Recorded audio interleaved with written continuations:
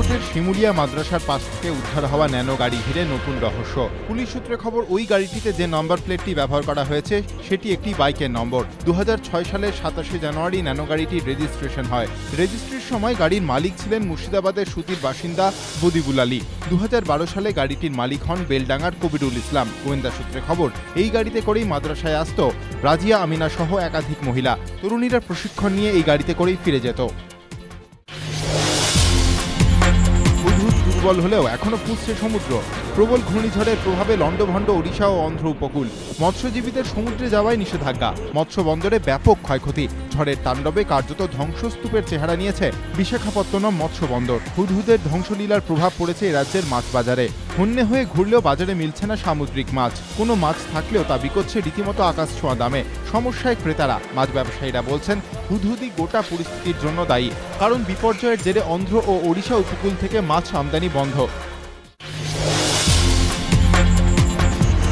বর্ধমান বিস্ফোরণ কাণ্ডের তদন্তে অসহযোগিতা, প্রমাণ লোপাটের অভিযোগ ছিলই। এবার এসএসকেএমে ভর্তি ধৃত আব্দুল হাকিমের নিরাপত্তা নিয়েও রাজ্য পুলিশের ভূমিকায় ক্ষুব্ধ জাতীয় তদন্তকারী সংস্থা এনআইএ। সোমবার নগর দায়রা আদালতের ভারপ্রাপ্ত মুখ্য বিচারকের কাছে এনআইএর তরফে অভিযোগ করা হয়, বর্ধমান বিস্ফোরণ কাণ্ডে ধৃত আব্দুল হাকিমের নিরাপত্তার ব্যবস্থা পর্যাপ্ত নয়। এসএসকেএম হাসপাতালে পর্যাপ্ত সংখ্যায় পুলিশ কর্মী মোতায়েন করা হয়নি। বহিরাগতদের প্রবেশের ক্ষেত্রে কোনো রকম নিয়ন্ত্রণ নেই, যার জেরে ভিজিটিং আওয়ার্সে একাধিক ব্যক্তি আব্দুল হাকিমের কাছে অবাধে পৌঁছে যাচ্ছে। এই পরিস্থিতি আব্দুল হাকিমের নিরাপত্তায় পর্যাপ্ত সংখ্যক পুলিশ মোতায়েন করা হোক।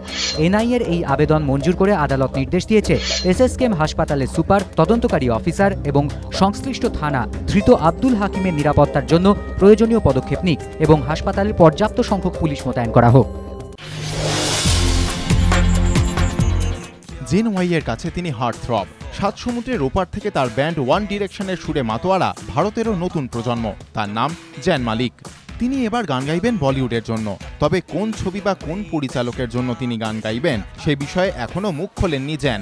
শোনা যাচ্ছে গানটি গাওয়ার জন্য 5 লক্ষ ইউরো পারিশ্রমিক নিতে পারেন জ্যান। শুধু তাই নয়, জল্পনা এমনও যে গানের পর বলিউডের ছবিতে ক্যামেরার সামনেও দেখা যেতে পারে জ্যানকে।